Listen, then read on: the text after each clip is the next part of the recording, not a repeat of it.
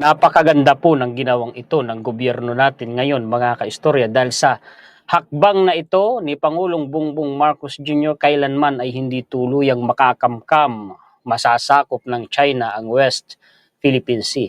Dahil yung huling pag-asa natin dyan sa West Philippine Sea, huling panlaban natin, kumbaga the last stronghold of the Philippines in the West Philippine Sea, lalo pong i-upgrade ng gobyerno natin. Patatayuan po ng airport at saka po ng Pantalan, dalawang isla sa Spratly Islands. At of course, napansin agad ng China yan. Nalaman agad nila. Naibalita ba naman agad ng international community? Ayan mga kaistorya. Oh. Pero ang tanong, mapipigilan ba nila? Hindi po. Hindi po. Makukontra ba ng China? Hindi po. Bakit? Alam nyo kasi, ang isang isla na kagaya niyang nandyan sa Spratly Islands na sakop natin, ay natayuan ng mga struktura o mga mihuras, at lalo na kagaya dyan sa Pag-asa Island ay mayroon ng mga literal na sibilyang Pilipino na nakatira, kailanman hindi na yun maaagaw ng sinumang bansa. Malabo yun. Maliban na lamang mga kaistorya kung madaig sa isang digmaan ang Pilipinas, pero malabo namang mangyari yun. Dahil ang China, tinatakot lang naman tayo niyan. Hindi yan sasabak sa giyera. Maniwala kayo. Alam niyang kukuyugin siya. At yung bangungot ng China na kinatatakutan nila, matagal na, ginawan ko ng dedicated content yan, na sila'y mapaligiran at makulob ng kalaban sa South China Sea, nangyari na sa pamamagitan ng Amerika at mga allied countries na kagaya ng Pilipinas, na kagaya ng mga bansang nakalinya sa First Island Chain. Kaya hindi, malabo yan mga kaistorya. Taiwan nga hindi niya magawa-gawa Si Russia nga, hindi niya magawa-gawang talunin ang Ukraine na pagkaliit-liit. Bakit? Tinutulungan ng NATO.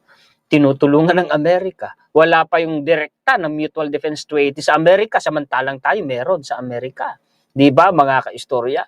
Kaya malabo po na tuluyang masakop maagaw ng China ang West Philippine Sea, lalo na ngayong patitibayin ng gobyerno natin ang last stronghold natin na yan sa West Philippine Sea. 3 bilyong piso ba naman ang inilaang budget ng gobyerno natin? Lalo po akong nabuhayan ng pag-asa nung nabasa ko ito, mga kaistorya. Yan po ang magandang balita na maibabahagi ko sa inyo ngayon. Paki-share po at paki-like.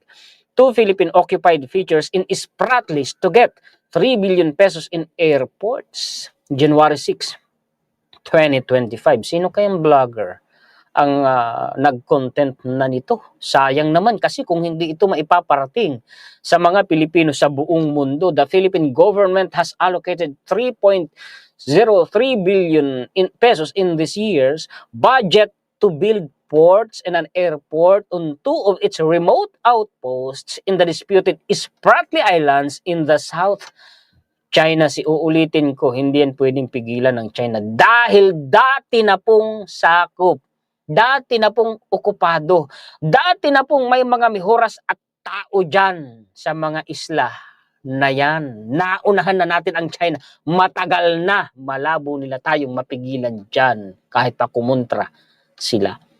The 2025 General Appropriations Act signed on December 30 na kung saan maraming Pilipino ang bumatikos dito sa GAA na ito, maging si Super Ate nga kumampi pa sa kalaban ng administrasyon na wag daw pong pirmahan yung GAA. Tingnan ninyo, nakalagay pala dyan sa GAA na yan or General Appropriations Act of 2025, yung 3 billion pesos na yun na mag-a-upgrade sa dalawang isla na sakop natin sa Spratly Islands or sa West Philippines. Ayaw ba natin yan?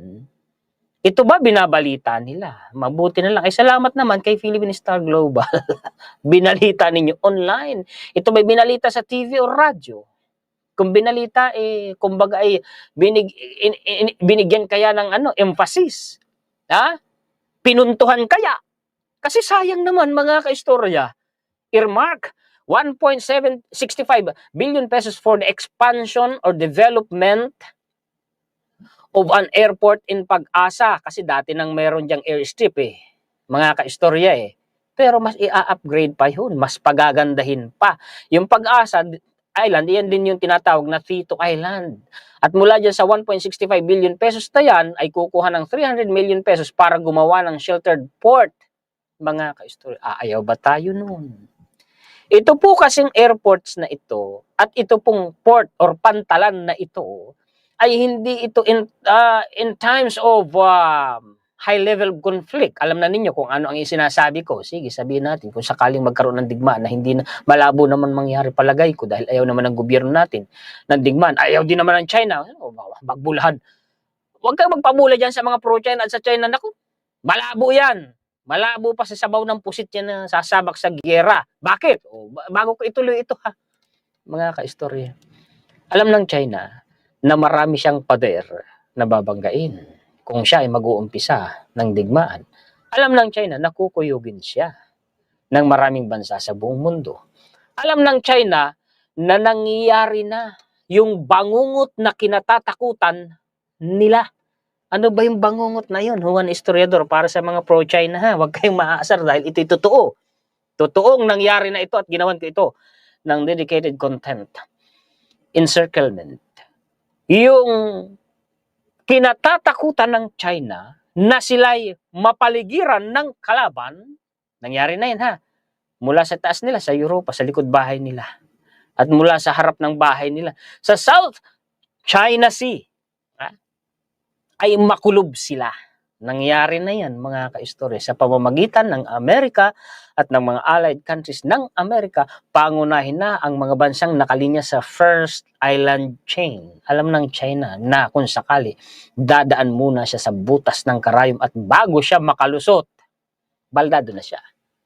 Kung makontrol pa ng Amerika at mga allied countries yung kuwan dyan sa may Malaysia, mga kaistorya, yung Strait of Malacca, anong mangyayari sa kanila?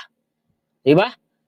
Tapos dito sa harapan naman ng sa may Japan at saka dito sa may Luzon Strait, kontrolado naman ng Amerika din at saka ng allied countries. Anong mangyayari sa China?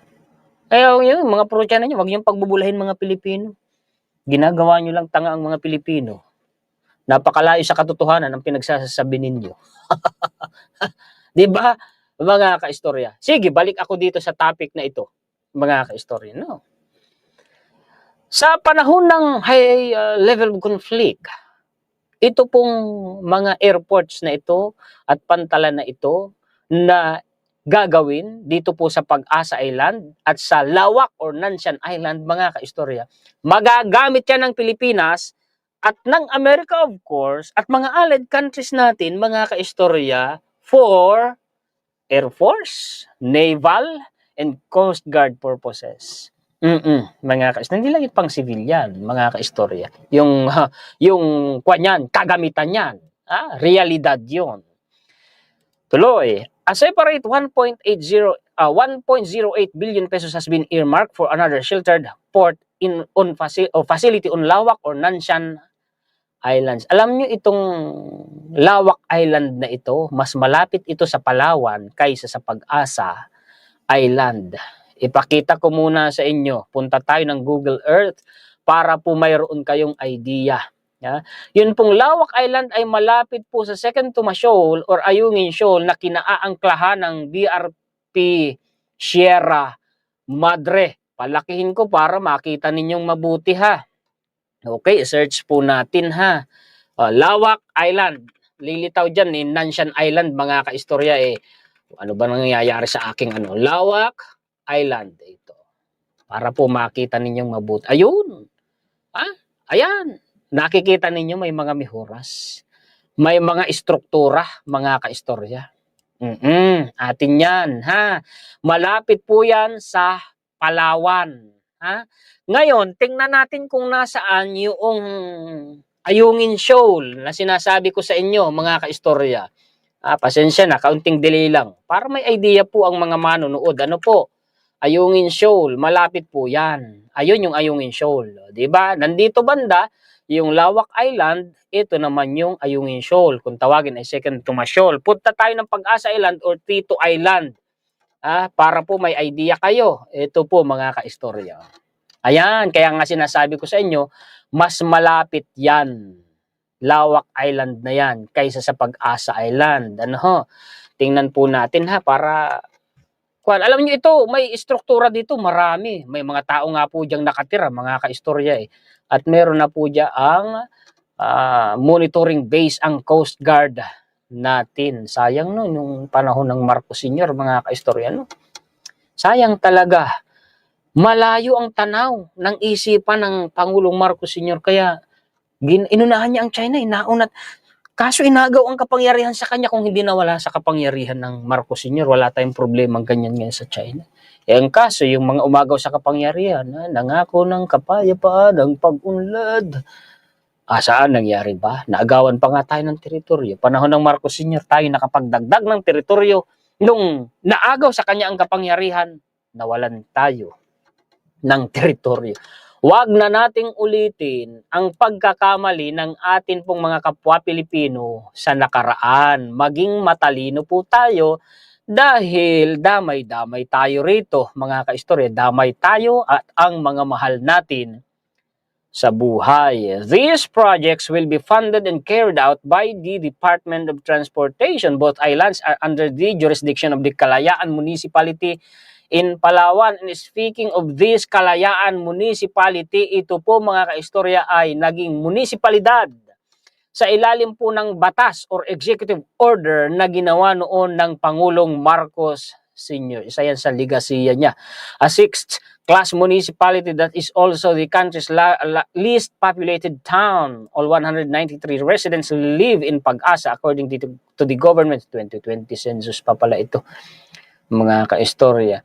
President Ferdinand Marcos Jr. last year tagged the construction of an airport in Pag-asa as one of the government's priorities. Prioridad po pala yan ng administrasyon. Procurement for the runway extension of the airport was already underway as of July 2024 according to the PCO release. Ganda naman mga kaistorya ha.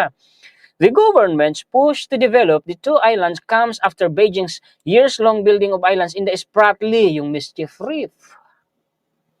Nako, ewan ko sa mga nakarang administrasyon anong pinagagawa nila. Ngayon, Scarborough Shoal. Kung di nila pinatalsik ang Marcos Sr., hindi tayo naagawan. And more broadly, the South China Sea. Alam niyo yung China noon, matalino ang Marcos Sr. May kasalukuyan po kasing nangyayaring kaguluhan noon, mga kaistorya. Sa China, nagkaroon sila ng civilian war sa pag-aagawan ng kapangyarihan sa gobyerno, grupo ni Mao Zedong at saka po ni Chiang Kai-shek. Yun yung mga panahong nagsimula pong maitatag ang Taiwan. Oo, dahil natalo ang puwersa ni Chiang Kai-shek, kung di ako nagkakamali, natalo ng puwersa ni Mao Zedong, tumakas sila papuntang Taiwan. Kaya naging Taiwan yung Formosa pa yan noon, kung di ako nagkakamali. Yun mga kaistorya. Sinamantala yun. Ng ating gobyerno noon, gumawa ng mga istruktura, gumawa ng runway dyan sa Pag-asa Island. Kung hindi pinatalsik, baka pati yung napakayamang langis at gas dyan sa West Philippines, pinakikinabangan natin ngayon. Baka first world country tayo ngayon, mga kaistorya. Sayang na sayang. Kaya sana maging matalino ng mga Pilipino ngayon, yung mga kabataan, wag naman basta-basta magpapabula. Tingnan ninyo yung realidad ng nangyayari. Ang una ninyong tingnan, yung para sa kapakinabangan ng Pilipinas, wag ng ibang bansa. Paano yung Amerika, Juan Historiador? Bakit? Unang-una, hindi ba tayo nakikinabang? Unang-una tayong nakikinabang, mga kaistorya, sa presensya ng Amerika dito sa Pilipinas. Of course, hindi yan tatanggapin ng mga pro-China. Expected yan, mga kaistorya, no? Last year, the Philippine Navy confirmed that China has fully militarized Subic. Kita ninyo. Wala na tayong mga mahina na ang natin ngayon. Hindi gaya noon, hindi tayo nabubuli ng kahit na sino. Panahon ng Marcos Sr., Pag-asa itself lies outside the Philippine EEZ. Kita ninyo. But has been occupied and administered by the Philippines since 1971. Ganyan katalino, kataktika, kalakas ang gobyerno natin noon. panahon ng Marcos Sr. Sinayang lang. May mga ilang Pilipino kasing naniwala sa magsisiman, huli na. South China Morning Post, Philippine starts Spratly Islands. Tingnan niyo ang termino pang ginamit nila.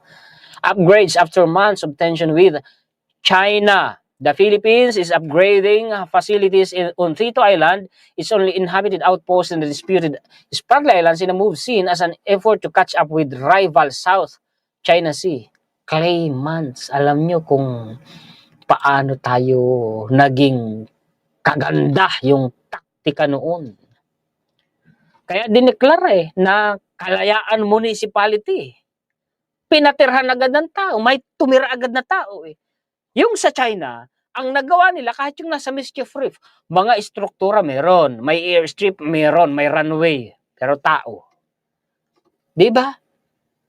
Advance noon, mga kaistorya. Kung ang pag-uusapan ay taktika, istruktura, yung claim, advance tayo noon. Baging ang sandatahang lakas natin noon, advance, hindi tayo napag-iiwanan noon. Ngayon napag-iwanan tayo. Malaysia nga, napag-iwanan na tayo ng Malaysia.